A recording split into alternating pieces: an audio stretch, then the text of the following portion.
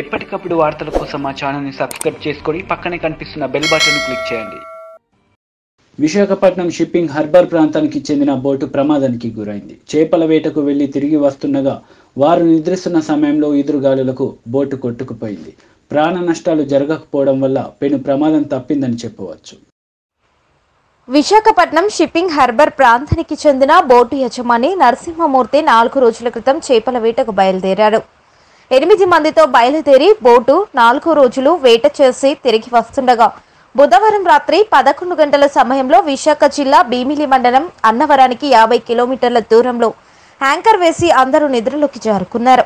సముద్రంలో ఈదురుగాలుల కారణంగా anchor తెగిపోయి boat Annavaram సాగర తీరానికి కొట్టుకొచ్చింది. మేల్కొన్న కళాశీలు చూసేసరికి సాగర తీరం ఒడ్డుకు ఒకవైపు ఉంది.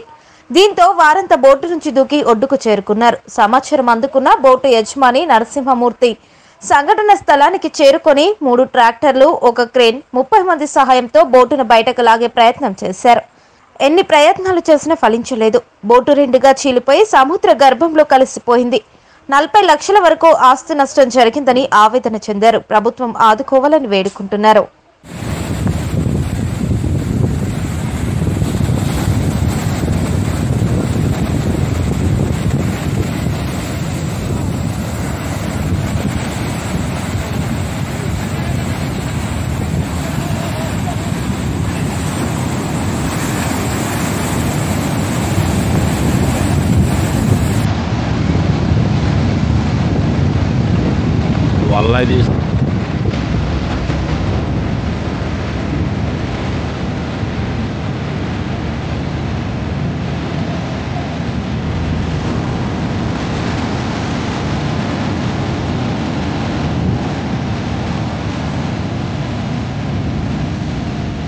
వల్ల తీస్తున్నారు. గోడు దెబ్బేసింది.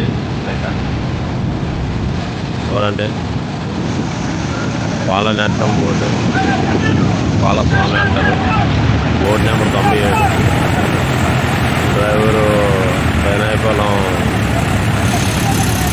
కొండ, డ్రైవర్ పేరు.